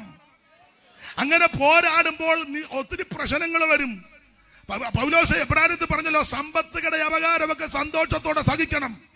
വസ്തു ബാഗ് ഓടമ്പടി ചെയ്യുമ്പോ തരത്തില്ല, ഉടനെ വെണ്ടറെ തല്ലാനും വല്യപ്പന്റെ കൊങ്ങായിക്കും പിടിക്കരുത്. ബന്ധിക്കോസാനും പറഞ്ഞ് മിണ്ടുന്നില്ലല്ലോ. സ്തോത്രം. വസ്തു ബാഗ് ഓടമ്പടി വെക്കുമ്പോ ചിലപ്പോ കിട്ടുകയല്ല. നീ സ്തോത്രം പറയണം. അളവുനൂൽ എനിക്ക് മനോഹര ദേശത്ത് വീണിരിക്കുക, എനിക്ക് നല്ലൊരു അവകാശം തന്നിരിക്കുക. അപ്പറകാൻ പറഞ്ഞതുപോലെ പറ. സോദോം രാജാവ് എന്നെ സമ്പന്നനാക്കിയെന്ന് നാളെ ഒരു പേര് വരാതിരിക്കേണ്ടതിന് അത് കുണ്ണൂസിലും മെസഞ്ചറിലും അല്ലേലിയായി സങ്കീർത്തനത്തിലും അവൻ മനോരമയിലും ഒരു ന്യൂസിലും വരണ്ട. അവൻ സോദോം രാജാവ് എന്നെ സമ്പന്നനാക്കിയെന്ന് നാളെ ഒരു പേര് വരാതിരിക്കേണ്ടതിന് നിന്റെ ചരടാകട്ടെ, ചെരുപ്പ് മാറാകട്ടെ എനിക്ക് വേണ്ട. കാരണം ഞാൻ അത്യുന്നതനായ ദൈവത്താൽ അനുഗ്രഹിക്കപ്പെട്ടവനാ. എന്നെ അനുഗ്രഹിക്കാമെന്ന് ഒരുവന്റെ വാഗ്ദത്തമുണ്ട്. എന്നെ ഉയർത്താമെന്ന് ഒരുവന്റെ വാഗ്ദത്തമുണ്ട്. എന്നെ ആദരിക്കാമെന്ന് ഒരുവന്റെ വാഗ്ദത്തമുണ്ട്. വാഗ്ദത്തം ചെയ്ത ദൈവം വിശ്വസ്തൻ. നിന്നെ അനാഥനായിട്ട് വിടത്തില്ല, നിന്നെ തള്ളിക്കളയത്തില്ല, നിന്നെ ഉപേക്ഷിക്കത്തില്ല. ഞാനോ ലോകാവസാനത്തോളം എല്ലാ നാളും നിങ്ങളോട് കൂടെ കൊണ്ട് നരളി ചെയ്ത യേശു ഇന്ന് രാത്രി നിന്നെ രക്ഷിക്കും. നിനക്ക് ദോഷം വരാൻ ദൈവം അനുവദിക്കത്തില്ല. ദോഷം നിരൂപിക്കുന്നവരും ദോഷം അവൻ ഒപ്പിക്കുന്നവരെ കൊണ്ട് എടാ വചനത്തിൽ എഴുതിയെന്ന് അവൻ കുടി കുടിക്കുന്നവൻ കുടിക്കാത്ത വീട് വന്ന കുടി കുടിച്ച സൂക്ഷം കുടിക്കാത്ത വീടും കല്ലുരുട്ടുന്നവൻ അത് തിരിഞ്ഞു വന്നോളും. നീ ചെയ്യേണ്ട കാര്യം മുട്ടയിലിരിക്കണം, ഇരുന്ന് പ്രാർത്ഥിക്കണം. പ്രാർത്ഥിക്കുമ്പോൾ രാജാക്കന്മാരുടെ ഹൃദയം യഹോവയുടെ നീർത്തോട് പോലെ ഇഷ്ടമുള്ള ദിക്കിലേക്ക് ദൈവം അങ്ങ് തിരിക്കും. ദൈവത്തെ കൊണ്ട് കഴിയാത്തൊരു കാര്യവുമില്ല. നീ ചെയ്യേണ്ടത് കേസിനും കോടതിക്കും മടക്കിനും പുക്കാറിനും പോകാതെ മുഴങ്കാലും മേലിരുന്ന് ജാഗരിക്കണം. ഉന്നതനും ഇത് ഒരു ഉന്നതനുണ്ട്, അത്യുന്നതൻ നിനക്ക് വേണ്ടി ജാഗരിക്കുന്നുണ്ട്. ഇന്ന് രാത്രി മുഴങ്കാലും മേലിരുന്ന് ആത്മാവിൽ പോരാടി പ്രാർത്ഥിക്ക്, ധൈര്യത്തോടെ നിൽക്ക്. നിനക്ക് വേണ്ടി വ്യവഹരിക്കുന്ന ഒരു ദൈവമുണ്ട്. അപ്പൊ ആരംഭകാലത്ത് തീക്ഷണതയോടെ നിന്ന ഇവര് ഇടക്കാലത്ത് ക്ഷീണിച്ചു. തളർന്ന കയ്യും കുടഞ്ഞ മുഴങ്കാലുമൊക്കെ ക്ഷീണിച്ചപ്പോൾ ഇവർക്ക് ഒരു ചിന്ത, വിട്ടുപോകുന്നത് അബദ്ധമായോ? അപ്പോൾ ആ വിട്ടുപോകുന്നത് അബദ്ധമല്ലെന്ന് തെളിയിക്കാനാ ഓരോ അധ്യായത്തിൽ യേശു ശ്രേഷ്ഠനാണെന്ന് തെളിയിച്ചത്. അപ്പോൾ 10-ാം അധ്യായത്തിൽ പറയുകയാണ്, നിങ്ങൾ ധൈര്യത്തോടെ അടുത്തു വാ. നിങ്ങൾ അകന്ന് നിൽക്കരുത്, മാറി നിൽക്കരുത്, ഒളിഞ്ഞിരിക്കരുത്, അവന് ദൂരം മാറിയിരിക്കരുത്. നിങ്ങൾ ധൈര്യത്തോടെ അടുത്തു വരണം. ഓടിച്ച ഭാഗം അങ്ങ് വിടാം. ധൈര്യത്തോടെ അടുത്തു വരണം. ഈ അടുത്ത് വരണമെന്ന് ഇവരെ ആഹ്വാനം ചെയ്യുമ്പോൾ 2-3 കാര്യം ചൂണ്ടിക്കാണിച്ചാ പറയുന്നത്, നിങ്ങൾ ധൈര്യത്തോട് അടുത്ത് വരാൻ. ഒന്ന്, യേശു തൻ്റെ ദേഹമെന്ന തിരശീല ചീന്തി ഒരു പുത്തൻ വഴി നമുക്ക് ഒരുക്കിയിട്ടിട്ടുണ്ട്. അതുകൊണ്ട് നിങ്ങൾ അകന്ന് നിൽക്കരുത്, അറച്ചു നിൽക്കരുത്, മടിച്ചു നിൽക്കരുത്. ധൈര്യത്തോട് ഇന്ന് രാത്രി അടുത്ത് വാ. യേശു ക്രിസ്തു തൻ്റെ ദേഹമെന്ന തിരശീല ചിന്തി എനിക്ക് നിങ്ങൾക്ക് വേണ്ടി ഒരു പുത്തൻ വഴി ഒരുക്കിയിരിക്കുക. ആമേൻ. അവിടുത്തെ ഭൂമേനി നമുക്കായി തകർക്കപ്പെട്ടു. ചാട്ടവാറിന്റെ ഘോരമായ പ്രകരമേറ്റ് ആമൻ ചാട്ട അടിച്ച് വലിക്കുമ്പോൾ മാംസം ശരീരത്തിൽ നിന്ന് പറഞ്ഞ് ഇറുന്ന് മാറിപ്പോകയാ. ആമൻ. സങ്കീർത്തനകാരൻ ആത്മാവിലെഴുതി, അവിടുത്തെ മുതുക ഉടവജാല് പോലെ നീളത്തിൽ കീറി, അങ്ങനെ കീറി ചീന്തി എനിക്ക് നിങ്ങൾക്കും ഒരു പുത്തൻ വഴി തുറന്നിട്ടിട്ടുണ്ട്. അതുകൊണ്ട് സ്നേഹിത സുഹൃത്തെ, പ്രിയപ്പെട്ടവരെ, അകന്ന് നിൽക്കരുത്, അറച്ചു നിൽക്കരുത്, മടിച്ചു നിൽക്കരുത്. ഇന്ന് രാത്രി നീ ഏത് കുലത്തിലും കുടുംബത്തിലും നിറത്തിലും നിലവാരത്തിൽപ്പെട്ട വ്യക്തിയാകട്ടെ, അകന്ന് നിൽക്കരുത്. ഇന്ന് രാത്രി ധൈര്യത്തോടെ അടുത്തു വാ. അവിടുത്തെ തിരുമേനി നിനക്ക് വേണ്ടി തകർക്കപ്പെട്ടു. അവിടുത്തെ ഭൂമേനി നിനക്കായി തകർക്കപ്പെട്ടു. അവിടുത്തെ ദേഹമെന്ന തിരശീല ചീന്തി ഒരു പുത്തൻ വഴി നിനക്ക് ഒരുക്കിയിട്ടിരിക്കുക. അതുകൊണ്ട് ഇന്ന് രാത്രി ധൈര്യത്തോടെ അടുത്ത് വാ. 2, അടുത്ത് വരാൻ അവിടെ പറയാൻ കാരണം, ഒരു പരിശുദ്ധ രക്തം ഇവിടെ വ്യാപരിക്കുന്നുണ്ട്. ആ പരിശുദ്ധ രക്തമുള്ളത് കൊണ്ട് നീ ധൈര്യത്തോട് അടുത്തു വാ. നിന്റെ അകൃത്യങ്ങൾ രക്താംബരം പോലെ ഇരുന്നാലും ആ പരിശുദ്ധ രക്തം ഹിമം പോലെ വെളുപ്പിക്കും. നിന്റെ അകൃത്യങ്ങൾ എത്ര കടിച്ചുവപ്പായിരുന്നാലും അവിടുത്തെ രക്തത്താ അത് ശുദ്ധീകരിച്ചു തരും. യേശുവിന്റെ രക്തം ഇന്ന് രാത്രി ഇവിടെ വ്യാപരിക്കുക. ഈ രക്തത്തിന്റെ വിശേഷത, ഇത് വിലയേറിയ രക്തമാ. ഈ രക്തത്തിന്റെ വിശേഷത, ഇത് പുണ്യാക രക്തമാ. ഈ രക്തത്തിന്റെ വിശേഷത, ഇത് സംസാരിക്കുന്ന രക്തമാ. ഈ രക്തത്തിന്റെ വിശേഷത, ഇത് ഹാബേലിന്റെ രക്തത്തെക്കാളും ഗുണകരമായി സംസാരിക്കുന്നതാ. ഈ രക്തത്തിന്റെ വിശേഷത, ഇത് സൗഖ്യം തരുന്ന രക്തമാ. ഈ രക്തത്തിന്റെ വിശേഷത, ഇത് പാപം മോചിക്കുന്ന രക്തമാ. ഈ രക്തത്തിന്റെ വിശേഷത, രോഗത്തെ സൗഖ്യമാക്കുന്ന രക്തമാ. ഈ രക്തത്തിന്റെ വിശേഷത, നമുക്ക് ജയം തരുന്ന രക്തമാ. ഈ രക്തത്തിന്റെ വിശേഷത, ഇത് പുണ്യാക രക്തമാ. ആറ്റുകൊറ്റന്മാരുടെയും കാളക്കിടാക്കളുടെയും രക്തവും മലിനപ്പെട്ടമേ തളിക്കുന്ന പശുപസവും ജഡികശുദ്ധി വരുത്തുമ്പോൾ നിത്യാത്മാവനാൽ പിതാവാം ദൈവത്തിന് തന്നെത്താൻ നിഷ്കളങ്കനായി സമർപ്പിച്ച യേശുക്രിസ്തുവിന്റെ പരിശുദ്ധ രക്തം, യേശുവിന്റെ പുണ്യായ രക്തം, പാപം മോചിക്കുന്ന രക്തം, രോഗം സൗഖ്യമാക്കുന്ന രക്തം, നിനക്ക് സമാധാനം തരുന്ന രക്തം, നിന്റെ മാറയെ മതിരിപ്പിക്കുന്ന രക്തം, നിന്റെ ഭാവിയെ തിരിച്ചുവിടുന്ന രക്തം, നിനക്ക് വേണ്ടി വഴിയൊരുക്കുന്ന രക്തം, നിനക്ക് വേണ്ടി അവൻ അത്ഭുതം പ്രവർത്തിക്കുന്ന രക്തം. ഇന്ന് രാത്രി അവിടുത്തെ പരിശുദ്ധ രക്തം അവിടെ വ്യാപരിക്കുന്നു. ഇറച്ചു നിൽക്കാതെ, മടിച്ചു നിൽക്കാതെ, അകന്നു നിൽക്കാതെ, ആവശ്യമില്ലാത്തത് പറഞ്ഞ് അകന്നു പോകാതെ ഇന്ന് രാത്രി ധൈര്യത്തോടെ നീ അടുത്തു വാ. നിന്നെ സ്നേഹിക്കുന്ന യേശുവുണ്ട്, നിന്നെ രക്ഷിക്കുന്ന യേശുവുണ്ട്, നിന്നെ വിടുവിക്കുന്ന യേശുവുണ്ട്, നിന്നെ സൗഖ്യമാക്കുന്ന യേശുവുണ്ട്, നിനക്ക് വേണ്ടി അത്ഭുതം ചെയ്യുന്ന യേശു ഇന്ന് രാത്രിയുടെ വന്നിട്ടുണ്ട്. ധൈര്യത്തോടെ അടുത്തു വാ. കരമുയർത്തി കർത്താവിന് മഹത്വം കൊടുക്കുക. ഇന്ന് രാത്രി എന്നെ കേൾക്കുന്ന പ്രിയരെ, അവിടുത്തെ പരിശുദ്ധ രക്തം ഇന്ന് രാത്രി ഇവിടെ വ്യാപരിക്കുന്നു. അതുകൊണ്ട് ഇറച്ചു നിൽക്കാതെ ധൈര്യത്തോടെ അടുത്തു വാ.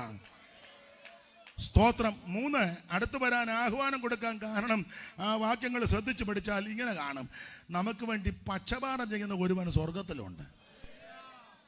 ഇവിടെ നമ്മുടെ പക്ഷം പിടിച്ചു വാദിക്കാൻ ആരും, കാശ് കൊടുത്താൽ ചിലപ്പോൾ ആള് കാണുമായിരിക്കും. ഇരുത്തിയൊരു ചിരിച്ചിരിച്ച്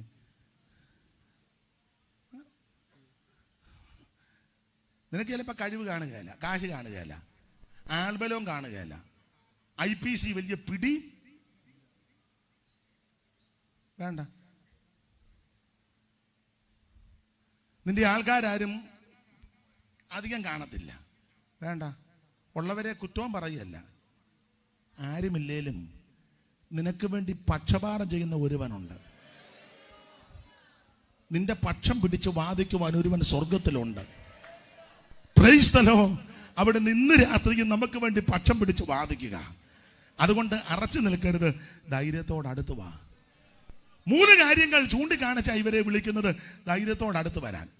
ഇവരെ അകന്ന് പോകാൻ 2 കാര്യമുണ്ട്. അതാ കണ്ണികക്കകത്ത് എഴുതിയിട്ടുണ്ട്, വിസ്തരിക്കാൻ നേരമില്ല. 2 കാര്യമാണ് അകന്ന് പോകാൻ. 1, ദുർമനസാക്ഷി. 2, ഒരു നല്ല ഹൃദയമില്ല. കാരണം അവിടെ ഒരു പദമുണ്ട്, ശുദ്ധ ഹൃദയത്താൽ തളിക്കപ്പെടണം. അപ്പം ശുദ്ധ ഹൃദയം, അപ്പം നല്ലൊരു ഹൃദയം ഇല്ല. ഹൃദയമുണ്ട്, പക്ഷെ ചിത്തശുദ്ധി എന്നാ പറയുന്നത്. പാടാൻ വയ്യെങ്കിലും ഞാൻ ഈ പ്രസംഗിക്കുന്നത് മിക്കതും പാട്ടിനകത്തോടായി വിടുന്നത്. അത് ബോധമുള്ളവർക്കറിയാം.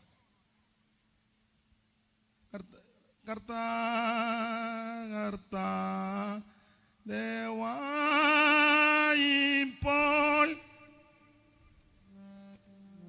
ചിത്തശുദ്ധി എന്നാ കൊടുത്തേക്കുന്നത്.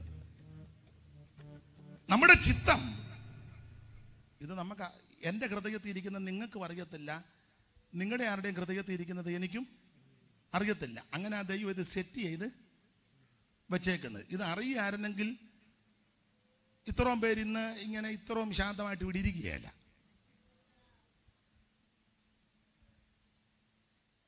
അടുത്തിരിക്കുന്നവർ നമ്മളെ പറ്റി എന്തുവാ ചിന്തിക്കുന്നത് പെട്ടെന്ന് നമുക്ക് പിടികിട്ടുക, നമ്മൾ ഇരിക്കത്തുമില്ല. ഇരിക്കുകയല്ലെന്നല്ല, മിക്കവാറും കസേരെടുത്ത് തലക്കിട്ടൊന്ന് കൊടുക്കാൻ ചിലർക്ക്, നമുക്കൊക്കത്തില്ല. ഹൃദയത്തിൽ ഇരിക്കുന്നൊന്നും പിടികിട്ടുകയല്ല. പിന്നെ ചിലരുടെ നോട്ടവും ഇരിപ്പും സംസാരവും പ്രകൃതിയും കാണുമ്പം മൊത്തം അറിയത്തില്ലെങ്കിലും ഏകദേശം കുറെയൊക്കെ. ഉണ്ണായി വാര്യര് പണ്ട് പറഞ്ഞു, ചിത്തം താനത 15 കൃഷിയാങ്കി ആകിരഹ ഉദ്യോഗിച്ചു വിദഗ്ധനാം ഖഗവരൻ വൈദർഭ്യോടൂജിവാൻ. അപ്പം നന്നായി. ചിത്തം താനത 15 കൃഷിയാങ്കിരാം ഉദ്യോഗിച്ചു വിദഗ്ധനാൻ ഖഗവരൻ വൈദർഭ്യോടൂജിവാൻ. കൊണ്ടക്കോളാൽ കലത പുതുകമ്പീലിയെല്ലാം നിവർത്തിക്കൊണ്ടക്കേകി പ്രവതനട കോടാട്ടമാടുന്ന ഭംഗിയും കണ്ടക്കാമി നിജകമനിയാ നീലവേണി നിനച്ചിട്ടിണ്ടൽ കേറ്റം വശകൻ അവിടെ തന്നെ മിണ്ടാതെ നിന്നാൻ.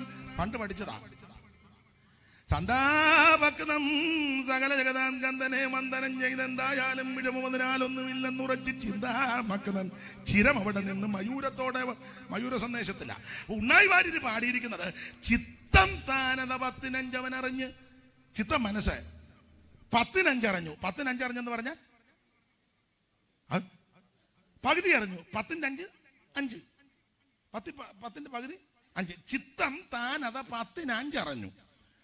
അപ്പൊ ഹൃദയത്തിന്റെ പകുതി അറിഞ്ഞെന്നാ. ഏറെക്കുറെ നമുക്കൊക്കെ പകുതിയെ പിടികിട്ടുള്ളൂ, പക്ഷെ മുഴുവൻ അറിയുന്നവൻ ദൈവമാണ്. എന്റെ ഹൃദയത്തിൽ ഇരിക്കുന്ന മുഴുവൻ അറിയുന്നവൻ ദൈവമാ. നിങ്ങളുടെ ഹൃദയത്തിനകത്തിരിക്കുന്ന മുഴുവൻ അറിയുന്നവൻ ദൈവമാ. എനിക്ക് നിങ്ങളുടെ ഹൃദയത്തിൽ നിന്നും പിടികിട്ടുകയില്ല, നിങ്ങൾക്ക് എന്റെ ഹൃദയത്തിലും പിടികിട്ടുകയില്ല, പക്ഷെ ഇത് മുഴുവൻ അറിയുന്നവൻ ആ ദൈവം. അപ്പൊ ഇവർ 2 കാരണത്താൽ അകന്നു പോയത്. 1, ഒരു നല്ല മനസാക്ഷിയില്ല. സഹജീവികളോട്, സഹ ശുശ്രൂഷകരോട്, സഹവിശ്വാസികളോട്, കുടുംബത്തിലുള്ളവരോട്, ഭാര്യയോട്, ഭർത്താവോട്, മക്കളോട്, അയലത്തുകാരോട്, സ്നേഹിതനോട് ഇടപെടുന്നത് ഒരു നല്ല മനസാക്ഷിയില്ലല്ലോ ചിലർക്ക്. ഇല്ല. ഹൃദയവും അത്ര ശുദ്ധമല്ല. എല്ലാറ്റിനേക്കാളും കപടമുള്ളതാണ്. പിന്നെ ചിലരെ കുഴപ്പം, അവരുടെ കുഴപ്പമല്ല, അവർ ഹൃദയം കർത്താവിന് കൊടുത്തു, വർഷങ്ങൾക്ക് മുമ്പേ കൊടുത്തതാ, ഹൃദയമില്ല. എന്നെ കേൾക്കുന്ന പ്രിയരെ, നമുക്കൊരു നല്ല ഹൃദയം വേണം. ആസാവ് പാടി, ദൈവം ഇസ്രായേലിന് നിർമ്മല ഹൃദയമുള്ളവർക്ക് നല്ലവനാകുന്നു നിശ്ചയം. നമ്മുടെ കർത്താവ് അതാ പഠിപ്പിച്ചത്, ഹൃദയശുദ്ധിയുള്ളവർ ഭാഗ്യവാന്മാർ, അവർ ദൈവത്തെ കാണും. നല്ലൊരു ഹൃദയം, അധികം വിവരിക്കുന്നില്ല, ദൈവത്തിന്റെ മഹത്വം. അപ്പൊ ഇവിടെ 2 കാരണത്താൽ അകന്നു പോകുന്ന ആ കണ്ണികക്കകത്ത്, ഒന്ന് നല്ല മനസാക്ഷിയില്ല, 2 ശുദ്ധ ഹൃദയോ ഇല്ല. 2 കാരണത്താൽ അകന്നു പോയവരെ 3 കാരണം കാണിച്ച അടുത്തോട്ട് വിളിക്കുന്നത്. 1, ദേഹമെന്ന തിരശ്ശീല ഒരുക്കി ചിന്തി വഴിയൊരുക്കി അടുത്ത് വരണം. 2, പരിശുദ്ധ രക്തം ഇവിടെ ഉണ്ട്, അടുത്ത് വാ. 3, നമുക്ക് വേണ്ടി പക്ഷപാതം ചെയ്യുന്ന ഒരുവൻ സ്വർഗത്തിലുണ്ട്, അതുകൊണ്ട് അടുത്ത് വാ. ഇനി അടുത്ത് വരാൻ പറയുമ്പോൾ പെട്ടെന്ന് ചാടിക്കയറി അടുത്ത് വരരുത്. 2 വിധത്തിലെ ശുദ്ധീകരണം നടക്കണം. അത് ആ കണ്ണികക്കകത്തുണ്ട്. 1 ആന്തരിക ശുദ്ധീകരണം, 2 ഭാഗ്യ ശുദ്ധീകരണം. അത് 2 ആ കണ്ണികക്കകത്തുണ്ട്. ആന്തരിക ശുദ്ധീകരണം, അതാണ് ഹൃദയങ്ങളിൽ തളിക്കപ്പെട്ടവരും. അങ്ങനെ ഒരു പദമില്ലേ ദൈവദാസനെ? വായിച്ചേ. നാം ദുർമനസാക്ഷി നീങ്ങുമാറ് ഹൃദയങ്ങളിൽ തളിക്കപ്പെട്ടവരും. ഹൃദയങ്ങളിൽ തളിക്കണം. അപ്പോൾ ആന്തരിക ശുദ്ധീകരണം ഹൃദയത്തിനകത്ത് തളിക്കണം. എന്തോ തളിക്കണം? യേശുവിന്റെ പരിശുദ്ധ രക്തം. ദുശ്ചിന്ത, പക, അത് മറ്റേ അങ്ങനെയുള്ള ഒത്തിരി ഹൃദയത്തിനകത്തിരിക്കുകയല്ലയോ. വിദ്വേഷവും പകയും കുശുമ്പും കുന്നായ്മയും എല്ലാം നാടൻ ഭാഷ പറഞ്ഞ് ഒത്തിരി അകത്തുണ്ട്. ഇതെല്ലാം അകത്ത് വെച്ചോണ്ടാണ് നമ്മൾ ഈ glory, victory, Calvary, Jesus, glory to God, Jesus എന്നൊക്കെ വെക്കുന്നത്. പാമ്പ് ഈറ്റുമ്പോലും നീ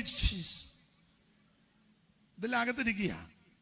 ചില ആൾക്കാർ പറയുന്നത് നിങ്ങൾ കേട്ടില്ലേ, പാസ്റ്റർ എന്നോട് ചെയ്തതും പ്രവർത്തിച്ചതൊക്കെ എൻ്റെ ഹൃദയത്തിൽ ഇരിപ്പുണ്ട്. ഞാൻ പിന്നെ കൺവെൻഷൻ ആയതുകൊണ്ട്, ഉപവാസ പ്രാർത്ഥന ആയതുകൊണ്ട്, ഈ പവർ കോൺഫറൻസ് ആയതുകൊണ്ട് ഞാൻ ഇപ്പം മിണ്ടുന്നില്ലെന്നേ ഉള്ളൂ. എല്ലാം എൻ്റെ ഹൃദയത്തിൽ ഇരിപ്പുണ്ട്. ഞാനൊന്നും മറന്നിട്ടില്ല, മറക്കത്തുമില്ല. ഞാൻ ചത്താലും കുഞ്ഞുഞ്ഞമ്മേ നീ ചാകാനും ബുദ്ധിമുട്ട് വരും, ഇങ്ങനെ കിടക്കും. നമ്മൾ ഇതൊക്കെ കണ്ടമാനം വലിക്കുന്നുണ്ടല്ലോ.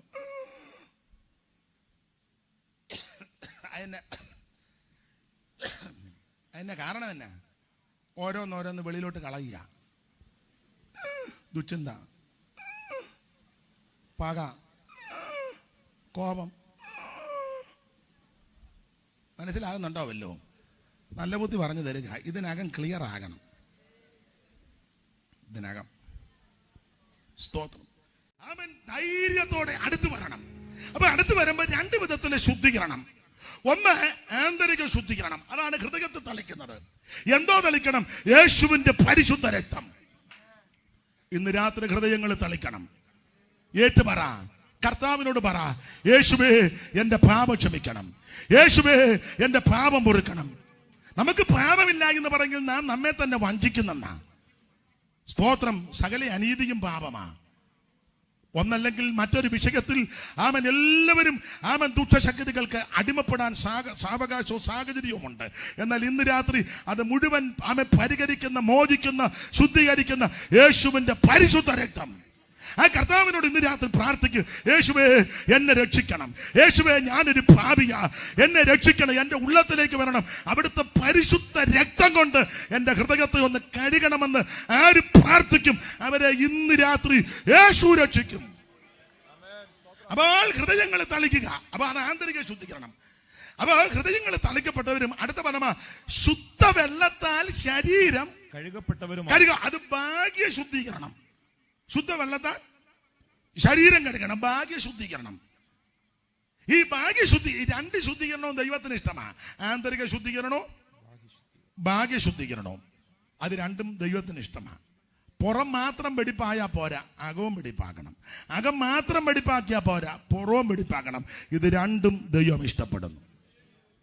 അപ്പോൾ ഭാഗ്യ ശുദ്ധീകരണം എങ്ങനെ നടക്കും? ശുദ്ധ വെള്ളത്താൽ. അവിടെ ശുദ്ധവെള്ളം എന്ന് വിവക്ഷിക്കുന്നത് നിർമ്മല വചനം, മായമില്ലാത്ത, യാതൊരു കൂട്ടുചേർക്കാത്ത, കുറയ്ക്കാത്ത, കൂട്ടുചേർക്കാത്ത നിർമ്മല വചനം. അതാണ് ശുദ്ധവെള്ളം. നമ്മളെല്ലാം എപ്പോഴും പാടുന്നൊരു പാട്ടിന്റെ വരി പാടുമ്പം ബോധ്യപ്പെടും. ഇങ്ങനെ പോഷിപ്പിക്ക പത്യപജനമം ക്ഷീരത്തലന്നെ നിർമ്മല തോയം നിത്യം കൂടിപ്പിച്ച് നിർമ്മല തോയം നിത്യം കൂടി. അപ്പൊ ശ്രദ്ധിക്കുക, അതിനകത്ത് തെളിഞ്ഞു നിർമ്മല തോയം. മലയാളം പണ്ട് പഠിച്ചവർക്ക് അറിയാം, തോയം, സലിലം, ജലം എല്ലാം വെള്ളമാണ്. സ്തോത്രം. നിർമ്മല തോയം, ശുദ്ധവെള്ളം. ആ ശുദ്ധവെള്ളത്താൽ ശരീരം കഴുകണം. നിങ്ങളുടെ അവയവങ്ങൾ അനീതിയുടെ ആയുധങ്ങളാണ്, നീതിയുടെ ആയുധങ്ങളായി ദൈവത്തിന് സമർപ്പിപ്പീൻ. ആമേൻ. നിങ്ങളെ വിലയ്ക്ക് വാങ്ങിയിരിക്കാൻ നിങ്ങൾ താങ്കൾക്കുള്ളവരല്ല. ആകയാ നിങ്ങളുടെ ശരീരം കൊണ്ട് ദൈവത്തെ മഹത്വപ്പെടുത്തുവീൻ. എങ്ങനെ ഈ ലോകത്തിന് അനുരൂപരാകാൻ നന്മയും പ്രസാരവും ദൈവത്തിന് പൂർണ്ണതയുമുള്ള ദൈവം തിരിച്ചറിയേണ്ടതിന് മനസ്സുബുദ്ധിക്ക് രൂപാന്തരപ്പെട്ടുകൊണ്ട് ഇന്ന് രാത്രി ഭാഗ്യ ശുദ്ധീകരണം പ്രാപിക്കണം. അപ്പൊ ആന്തരിക ശുദ്ധീകരണം, ഭാഗ്യ ശുദ്ധീകരണം രണ്ട് ദൈവം ഇഷ്ടപ്പെടുന്നു.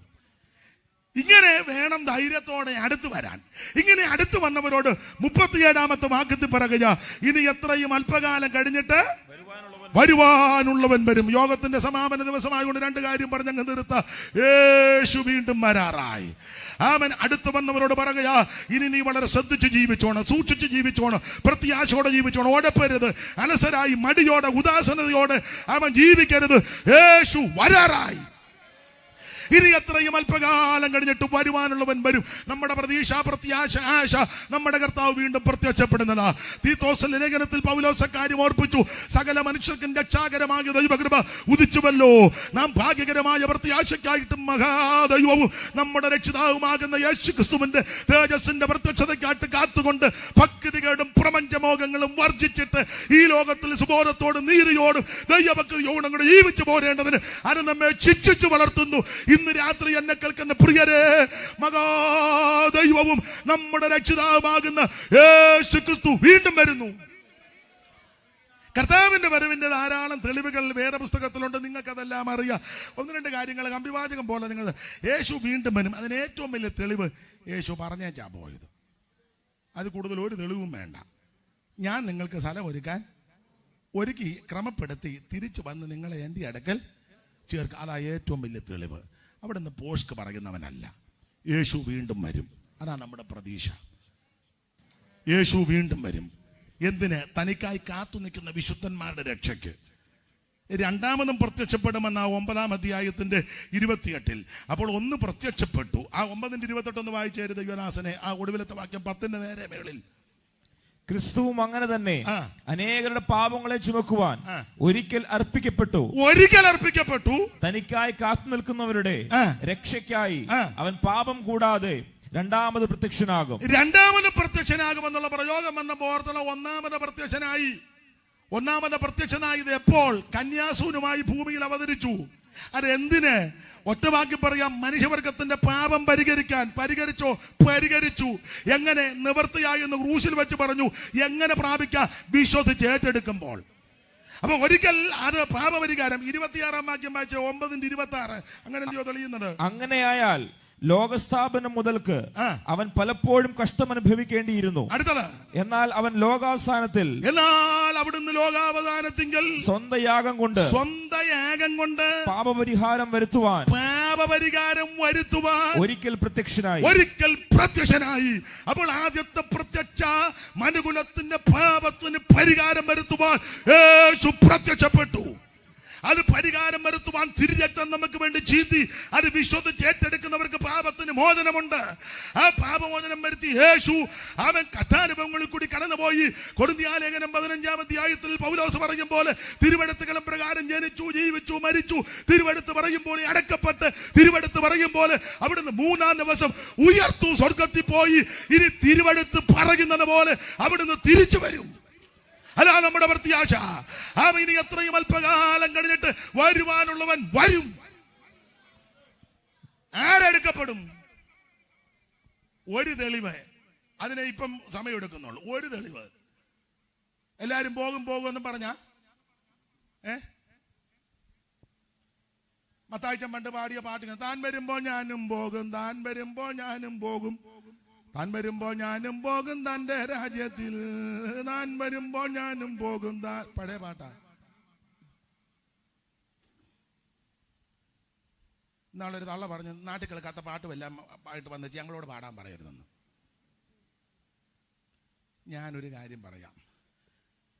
ഞാൻ ഈ മാർഗത്തിൽ വരുന്നതിന് മുന്നേ അമ്പലത്തിലൊക്കെ പോയിക്കൊണ്ടിരുന്ന ആളാണ്. വേറെ പുസ്തകം ഇത് കണ്ടിട്ടില്ല, അതിന് മുന്നേ വായിച്ചിട്ടില്ല.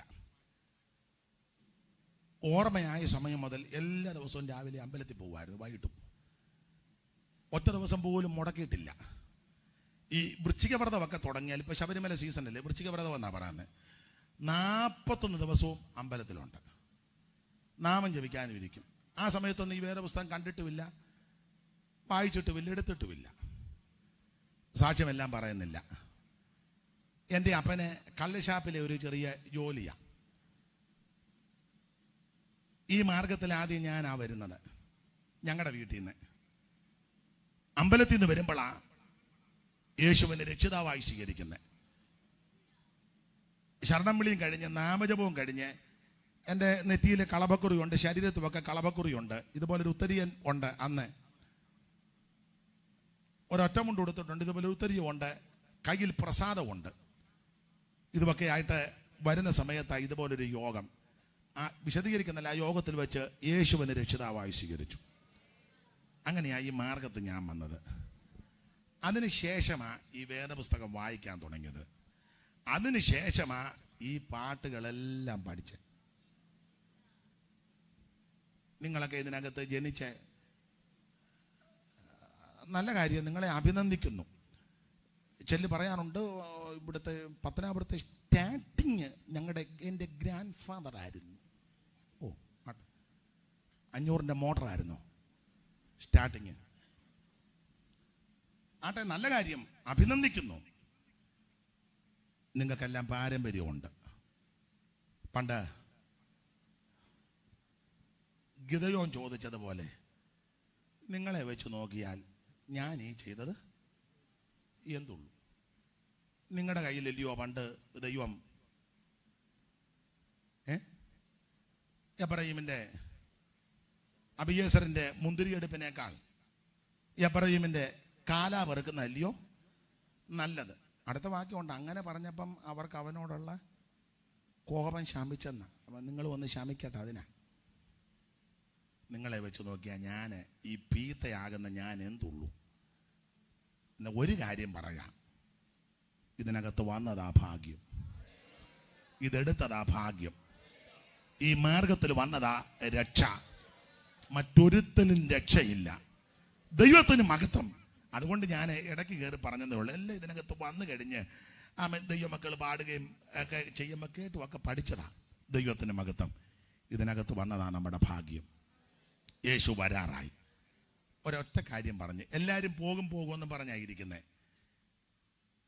ഒരു തെളിവ്, കർത്താവിൻ്റെ മഹത്വ പ്രത്യക്ഷതയാ വിഷയമെങ്കിലും നിങ്ങൾക്ക് അറിവുള്ള വാക്യം 24-ാം അധ്യായം മത്തായിലെ കർത്താവിൻ്റെ വരവിനും ലോകാവസാനത്തിന് അടയാളം ചോദിച്ചപ്പോൾ അവിടെ പറഞ്ഞുകൊണ്ട് നോഹയുടെ കാലം പോലെ. അത് മഹത്വപ്രത്യക്ഷതയുള്ള വിഷയം ആ ഭാഗത്തെല്ലാം കൊടുത്തിരിക്കുന്നത്. എങ്കിലും സന്ദർഭം വന്നുകൊണ്ടൊരു ആശയം പറയാം. നോഹയുടെ കാലം പോലെ. എന്താ നോഹയുടെ കാലത്തിന്റെ വിശേഷത അല്ലെങ്കിൽ പ്രകൃതി? ഒന്ന്, ബോധിച്ചതുപോലെ നടക്കുന്നു. 2, സ്വന്തം ഇഷ്ടപ്രകാരം പോകുന്നു. 3, വാക്യങ്ങളെല്ലാം എടുപ്പിക്കുന്നില്ല. ആ കാലം സമയമൊക്കെ പഠിച്ചാൽ പുറകോട്ടിറങ്ങുമ്പോൾ ലാമക്കിന്റെ കാലം 2 ഭാര്യമാരുമായിട്ട് പോകുന്നു. പിന്നെ ഗുണ്ടായിസം. കാരണം ലാമക്കിന് 3-4 പിള്ളേരുണ്ടായി. 2 ഭാര്യ ആദേശില്ലേ. യാബാലും യൂബാലും തൂബൽ കയ്യനും ഒരു പെങ്കൊച്ച നയമാ. 1-ാമത്തവന് കൂടാരവാസികൾക്കും പശുപാലകന്മാർക്കും പിതാവ് എന്ന് പറഞ്ഞാൽ അവൻ ടെന്റ് മേക്കറാ. അവൻ ടെന്റ് അടിച്ചാ യോഗം നടത്തുന്നത്. നമ്മൾ പഴയ ഒരു സഭാഗോളുമായിട്ടിരിക്കുക. 60 അടി നീളവും 30 അടി വീതിയും, ഒരു വശം പൊട്ടി ഒരു തമ്പേറും. അത് ആയുഷ്കാലമായിട്ട് അടിക്കാൻ ഒരു അച്ചായനുണ്ട്. പുള്ളി തമ്പേറും കമ്പും ആർക്കും കൊടുക്കത്തുമില്ല. വെള്ളിയാഴ്ച ഒരു ഉപവാസ പ്രാർത്ഥന, ശ്വാസം വിടാത്തൊരു തള്ളയും തോത്രം പറയാത്തൊരു വല്യപ്പനും. അത് വെച്ചോണ്ട് അടിക്കുക, തീ കത്തിക്കുക. എന്നിൽ ആര് കത്താനാ? എവിടെ കത്താനാ? ഇതാ നമ്മുടെ യോഗം. അന്നേരം അവനപ്പുറേ പത്തനാപുരം ടൗണിൽ ടെന്റ് അടിച്ച് യോഗം നടത്തുക. കൂടാരവാസികള്. ഇനി ഇവന്റെ ബ്രദറുണ്ട്. അവന് ചെമ്പ് കൊണ്ട് ഇരുമ്പ് കൊണ്ടുമല്ല, ആ കിന്നരവും വേണവും പ്രയോഗിക്കുന്നവർക്ക് അവൻ പിതാവ് എന്ന് പറഞ്ഞാൽ അവൻ ഇൻസ്ട്രുമെന്റ്സ് ഒക്കെ നന്നായിട്ട്. ഇതിപ്പം 2 എണ്ണം ഉള്ളു, ഇത് പിന്നെ കുറച്ച് മയം ഉണ്ട്, ഒന്ന് ചെറുതുമാ, ചിലടത്ത് 4, 5 വെച്ച് ഇത് കുറച്ചൊക്കെ ഉള്ളു. ഞാനതിന് എതിരല്ല. പിന്നെ ഇതിൽ വലിയ പറപ്പട്ടി പോലെ ഇരിക്കുന്ന സാധനമുണ്ട്, അതെല്ലാം വെച്ച് അടിച്ച് പെരുപ്പിക്കുന്ന ആൾക്കാരുണ്ട്. ആട്ടെ, എതിരല്ല. അപ്പൊ കിന്നരവും വേണുവെല്ലാം പ്രയോഗിക്കുന്നവർക്ക് അവൻ തലതൊട്ടപ്പൻ. സില്ലായിക്ക് ഒരു മകനുണ്ടായി, തൂബൽ കയ്യൻ. അവൻ ചെമ്പ് കൊണ്ടും ഇരുമ്പ് കൊണ്ടും, ഗുണ്ടായുസം എന്ന് പറഞ്ഞാൽ അവൻ ആയുധം. കമ്മറ്റ് കൂടുമ്പോ അവൻ മലപ്പുറം കത്തിയായിട്ടാ വരുന്നത്, അല്ലെ കസേരയുടെ കാലൂരി അടിക്കും. സ്തോത്രം. നിങ്ങൾ എന്നെ ഇങ്ങനെ സൂക്ഷിച്ചത് ഞാൻ പേടിക്കത്തൊന്നുമില്ല. പിന്നെ നിങ്ങൾ ഇങ്ങനെയൊക്കെയാണ് നോഹയുടെ കാലം. ഗുണ്ടായുസവും ഗുണ്ടകളും ഭീഷണിയും എന്ന് വേണ്ടതെല്ലാം ആയിട്ട് നിൽക്കുക. അപ്പൊ തന്നെ ഒരു കാര്യം പറയാം, ആരാധനയ്ക്ക് ഒരു കുറവുമില്ല. കാരണം 4-ാം അധ്യായത്തിന്റെ ഒടുവിൽ ആദമിന് ശേത്ത് ജനിച്ചു, ശേത്തിന് ഏനോശ് ജനിച്ചു. ഈ ഭാഗത്തുണ്ട്. ആദാം തന്റെ ഭാര്യയുമായിട്ട് പിന്നെയും ജീവിതം ആരംഭിച്ചു, അവർക്കൊരു കുഞ്ഞിനെ ലഭിച്ചു. കയ്യൻ കൊന്ന ഹാബേലിന് പകരം ദൈവം എനിക്കൊരു സന്തതിയെ തന്നു എന്ന് പറഞ്ഞ് അവന് ശേത്തെന്ന് പേരിട്ടു. ശേത്തിനൊരു മകൻ ജനിച്ചു, ഏനോശ്. അടുത്ത വാക്യത്തിൽ അക്കാലത്ത് യഹോവയുടെ നാമത്തിലുള്ള ആരാധന തുടങ്ങി. അവൻ നിന്നില്ല, തുടങ്ങിയെന്ന ആരാധന തുടങ്ങി. നമ്മുടെ ഇപ്പോഴത്തെ ഭാഷ പറഞ്ഞ ആരാധന സ്റ്റാർട്ട് ചെയ്തു. ബ്രദർ ഇപ്പൊ എവിടാ? ഞാൻ പത്തനാപുരം ടൗണിൽ ഒരു ആരാധന സ്റ്റാർട്ട് ചെയ്തു. ബ്രദർ ഇപ്പൊ എവിടാ? ഞാൻ സത്യമുക്കിൽ ഒരെണ്ണം സ്റ്റാർട്ട് ചെയ്തു. ബ്രദർ ഇപ്പൊ എവിടാ? ഞാൻ അങ്ങോട്ട് പനമ്പറ്റയ്ക്ക് ഇറങ്ങുമ്പോ ഇടത്ത് വെച്ചത്ത് മേളിൽ ഒരെണ്ണം സ്റ്റാർട്ട് ചെയ്തു. ബ്രദർ എവിടാ? ഞാൻ ആവണീശ്വരത്ത് ഒരെണ്ണം, ഇവിടെ അങ്ങോട്ട് പോകുമ്പോഴല്ലേ ആവണീശ്വരം, റൂട്ടൊക്കെ എനിക്കറിയാം. അപ്പം എല്ലായിടത്തും അങ്ങ് സ്റ്റാർട്ട് ചെയ്യുക ആരാധന. അവിടെ സ്റ്റാർട്ട് ചെയ്തു, ഇവിടെ സ്റ്റാർട്ട് ചെയ്തു. ആട്ടെ, നല്ല കാര്യം. ഇപ്പൊ ഒരു ഓർഗനും ഒരു ചെറുക്കനും ഒരു തള്ളയുണ്ടെങ്കിൽ ഒരു സഭ തുടങ്ങാം ആണെന്ന്. ശബ്ദമുള്ള തള്ളയായിരിക്കണം. ആയിക്കോട്ടെ, ഞാൻ എതിരല്ല, തുടങ്ങ്. ഇവന്റെ കാലത്ത് ആരാധന തുടങ്ങി, എല്ലാവരും ആരാധിക്കുക. അപ്പൊ തന്നെ മറുവശത്ത് 6-ാം അധ്യായത്തിൽ ബോധിച്ച പോലെ നടക്കുന്നു, ഇഷ്ടമുള്ളത് പോലെ നടക്കുന്നു. 5-ാം അധ്യായമൊക്കെ ചേർത്ത് വെച്ച ഗുണ്ടായുസം. ഇതെല്ലാം നടക്കുമ്പോഴും ആരാധനയ്ക്ക് ഒരു കുറവും. Worship, praise and worship. അങ്ങനെയല്ലേ ഇപ്പൊ നമ്മൾ പറഞ്ഞത്. ഇപ്പോൾ ബ്ലസൻ വന്ന് നമുക്കായി ഒരു പാട്ട് പാടും. നമുക്കിട്ടാണോ പാടുന്നേ? ഇവിടെ കർത്താവിന് വേണ്ടി പാടേ. സ്തോത്രം. ഞാൻ എൻ്റെ പ്രിയതമന് അവന്റെ മുന്തിരിത്തോട്ടത്തെ കുറിച്ച് എൻ്റെ പ്രിയന്റെ പാട്ട് പാടും. എൻ്റെ പ്രിയതമന് ഏറ്റവും ഫലവത്തായ കുന്നിന്മേൽ ഒരു മുന്തിരിത്തോട്ടം ഉണ്ടായിരുന്നു. കർത്താവിന് വേണ്ടിയാ പാടുന്നത്, വിവരിക്കുന്നില്ല അധികം. അപ്പൊ എല്ലായിടത്തും ആരാധന, വർഷിപ്പ്, പ്രൈസ് ആൻഡ് വർഷിപ്പ്. നല്ലത്, അഭിനന്ദിക്കുന്നു, നടക്കട്ടെ. പക്ഷേ ജനത്തിന്റെ അക്രമവും അനീതിയും ഒക്കെ വർദ്ധിച്ചപ്പോ തമ്പുരാൻ നോഹയെ വിളിച്ചു പറഞ്ഞു, കൃപ ലഭിച്ച നോഹയോട് പറഞ്ഞു, ഇതിനെയെല്ലാം ഞാൻ കൊല്ലും, വെള്ളപ്പൊക്കത്താൽ നശിപ്പിക്കും. നീ ഒരു കാര്യം ചെയ്യണം, ഒരു പെട്ടകം ഉണ്ടാക്കണം. 300 മുഴം നീളം, 50 മുഴം വീതി, 30 മുഴം ഉയരം, ഏകമാം വാതായനം, 3 തട്ടുകൾ, പല കോഷ്ടം, സർജര സജ്ജ ചാന്ത് കൊണ്ട് ഇത് നീ ക്രമപ്പെടുത്തണം. നോഹ പറഞ്ഞതുപോലെ ചെയ്തു. ഓടിച്ചു പറഞ്ഞങ്ങ് നിർത്താം. പകല് മുഴുവൻ പ്രസംഗം. വേറെ പഠിതാക്കൾ ഇതിന്റെ ആശയം പറഞ്ഞത്, രാത്രി ആ പ്രസംഗിച്ച കാര്യങ്ങൾ രാത്രി നിന്ന് പണിയിപ്പിക്കുക. ഏറെ നാള് പ്രസംഗിച്ചു, ആരും ഒന്നും ഗുണപ്പെട്ടില്ല. ആൾക്കാർ പറഞ്ഞു വട്ടാന്ന് പറഞ്ഞു വല്യപ്പന്. നമ്മുടെ ഇപ്പോഴത്തെ പിള്ളേരുടെ ഭാഷ പറഞ്ഞ ഇടേ മുതുക്കന് വട്ട. അപ്പം പിള്ളേര് പറഞ്ഞെന്നാ പറഞ്ഞത്, പോഷനാണിയാളയ്യോ തലയിൽ സ്ക്രൂ അയഞ്ഞു. കൊച്ചുങ്ങൾ പറഞ്ഞടാ ഏതോ ഒരെണ്ണത്തിന് എന്തോ ഇളക്കും, അല്ലെ ഇയാൾ ഇങ്ങനെ അലറേണ്ട കാര്യമൊന്നും. പോഷനാണിയാളയ്യോ തലയിൽ സ്ക്രൂ അയഞ്ഞു. നട്ടുച്ചയ്ക്ക് അർദ്ധ രാത്രി വരുന്നത് ഈ പൊട്ടനല്ലാതെ വല്ലവരും പറയുമോ? അപ്പൊ ഒരുത്തൻ പറഞ്ഞ്, എടാ സ്ക്രൂ അയഞ്ഞതല്ലടാ. അപ്പൊ മറ്റേ യൂത്ത് ഒരുത്തൻ പറഞ്ഞു, എടാ ഉറക്കക്കുറവ് മൂലം വന്ന കറക്കമാണ്. കിളവൻ ഉറക്കമില്ലടാ, പിച്ചുംപിരാന്തും പറയാ, കൊച്ചുങ്ങൾ പറയാ. എടാ ഉറക്കക്കുറവ് മൂലം വന്ന കറക്കമാണ്, അതുകൊണ്ട് 1-2 ആവർത്തി എണ്ണ തേച്ച് കുളിച്ചാൽ ചറുപറ പറയുന്നത് മാറും. പുള്ളിക്ക് ചൂടളകിയതാ, അതിൻ്റെ ആയി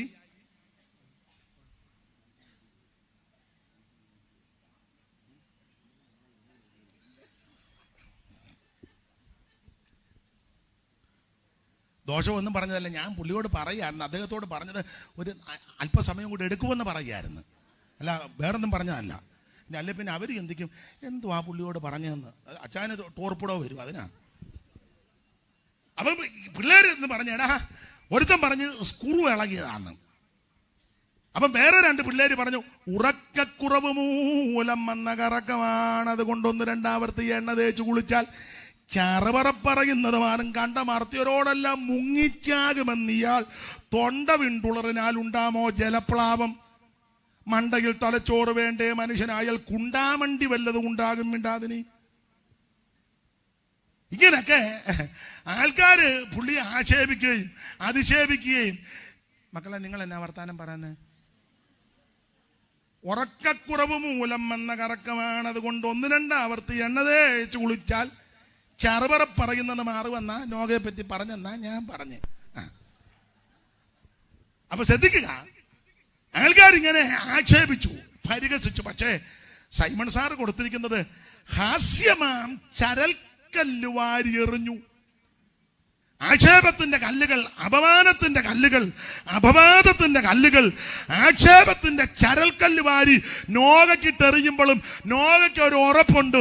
എന്നോടൊരുവൻ ദൂത് പറഞ്ഞിട്ടുണ്ട്, എന്നോട് പറഞ്ഞവൻ സർവത്തെ സൃഷ്ടിച്ച ദൈവമാ, എനിക്ക് ആലോചന തന്നവൻ എന്റെ ദൈവമാ, എന്നെ ഈ വേലക്കാക്കിയത് സർവജ്ഞനായ ദൈവമാ, എന്നെ രക്ഷിച്ചവൻ എന്റെ ദൈവമാ.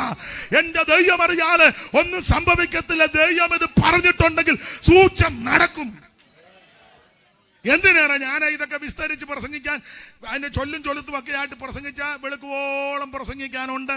ഞാൻ അങ്ങനെ നിന്നാൽ നിങ്ങൾ ചിലർ വേണം ഇരുന്നും തരും. പിന്നെ പോകുമ്പോൾ നിങ്ങൾ പറയും അയക്കല്ലേലും ബോധമുള്ളവനല്ല, ആൾക്കാരെ കാണുമ്പോൾ അയക്കിളക്കം ഉള്ളതാ എന്ന് നിങ്ങൾ പറയും. അതുകൊണ്ട് ഞാനങ്ങ് അടങ്ങുക ഇന്ന്.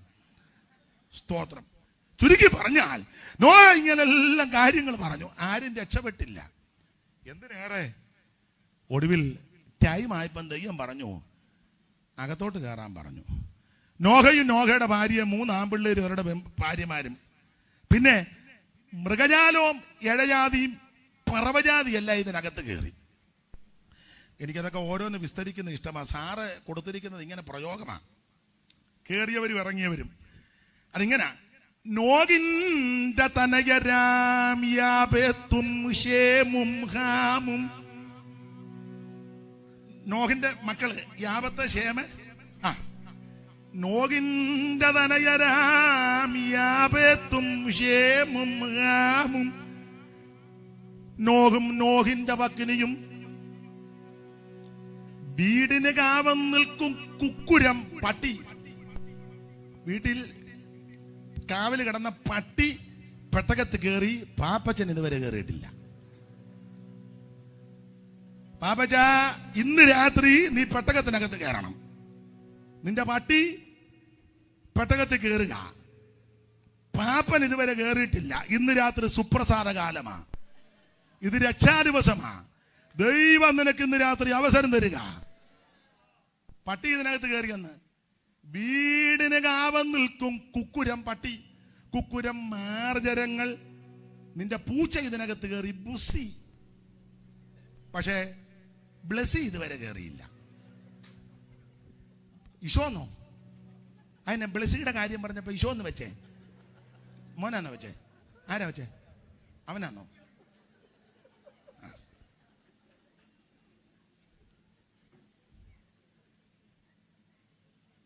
നീ പാല് കൊടുത്ത ബുസി പെട്ടകത്തിൽ കയറി. ബ്ലസി നീ ഇതുവരെ.